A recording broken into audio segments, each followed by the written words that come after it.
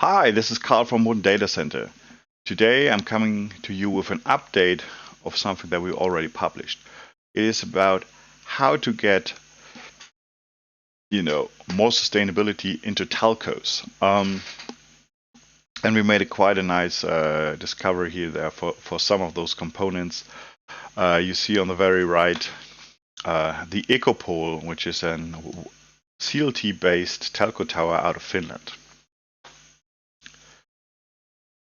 Our ambition has not really changed. We believe we need to act now to create a world that is livable for our children and grandchildren.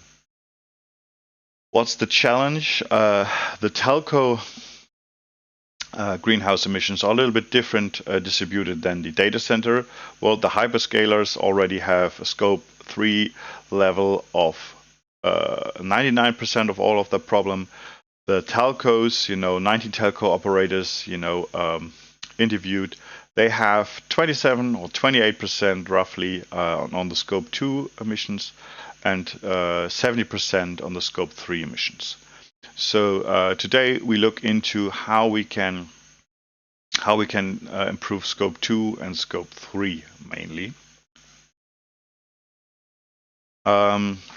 So if we then look into the breakdown of typical telco scope 3, those are use of sold products, servers, telco, antennas, all of this, purchased goods and services, and capital goods. Those are the main categories that they are battling with. And if you look at the set target, even the best are 40% off target. So we need a different way how we build our telco meshes, how we manage those solutions, and we want to highlight a solution here. So this is what we came up with. The ECO6G, we call it. This consists out of solutions for the telco towers, which are made from CLT. There's the company Intelligent with the Ecopol product line. We also open sourced a wooden telco tower that we highlighted, and you can see we also the Base Transceiver Station.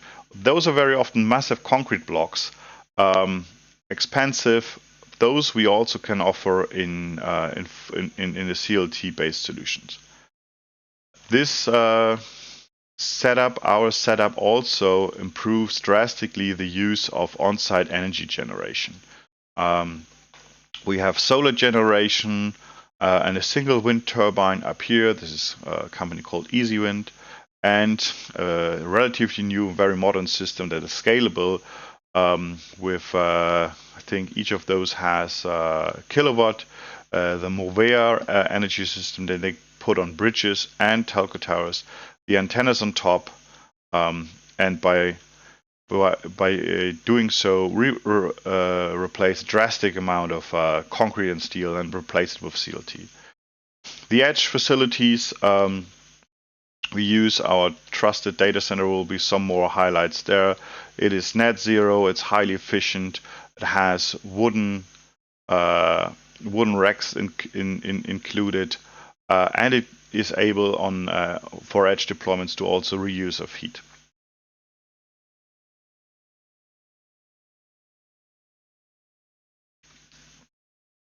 So what's the challenge? What we do for our improvements, we always turn to the material pyramid, which I referenced you down here. At the top, we have steel, copper, aluminum. If you then go down, it becomes plastics, vinyl, paint, cement. So in the very bottom, you find spruce, oak, HMF, engineering materials like GLT and CLT.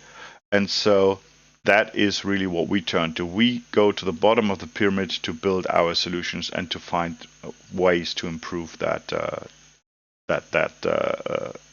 embedded carbon. CLT, here is a better view on how it's built, is basically cross-laminated boards pressed and glued together. GLT is all the boards in the same direction. So CLT is used for ceilings, walls, floors. GLT is posts and beams. One question to get right out of the gate away is that CLT or wooden engineering materials, they don't burn. They char slowly down. This is a comparison of steel and concrete, steel and wood. 30 by 30 centimeters after an hour in very high temperature, you can see that the steel has basically melted away. The steel concrete also is starting to heat up and lose structural properties. And the wooden core here is obviously it's not nice anymore, it's quite black, but the core of the wood is still relatively cool and protected by the char layer. So we looked at this, how can we put our advantage to telco?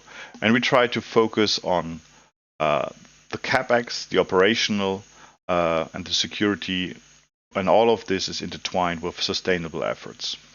This is what we try to apply to the telco industry as well.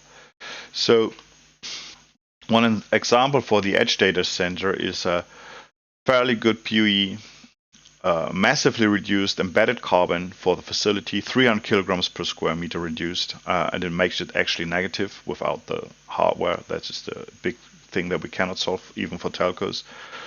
We reduced the price per kilowatt for an edge facility by 30%.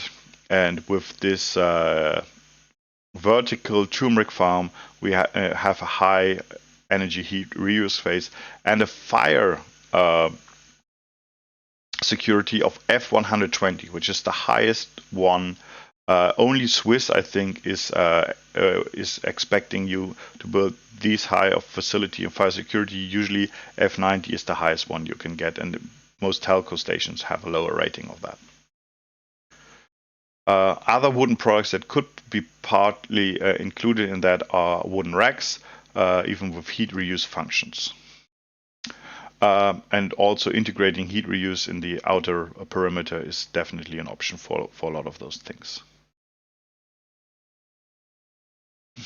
I want to jump quickly out of the presentation and explain where to find all of this this information. So as usual, we have open sourced our Eco5G. You can find the models and the description on GrabCAD. We have put in some more effort in that there's images and a step file and a FreeCAD file. We want you to highlight our partners in the energy creation. This is the page of EasyWind. This is the web page of Movera. You can see those things already are placed at telco infrastructure, and they also use them on bridges, creating energy on-site generation and combining that with net zero base infrastructure solution is really key. What really opened my eyes and was triggering to rebuild the Eco5G case to an Eco6G case is the Ecopol infrastructure. The Finnish company already really putting forward the most modern broadband tower infrastructure by the use of CLT. They have multiple product lines from indoor to all the way up to 40 meters, and that's something I really look forward to check it out. We put all of this also on our GrabCAD solution. And with this, we are happy to invite you to create with us a proof of concept. Let's do a more carbon aware and energy efficient edge infrastructure for telcos. Let's drastically reduce the scope 3 for what you do.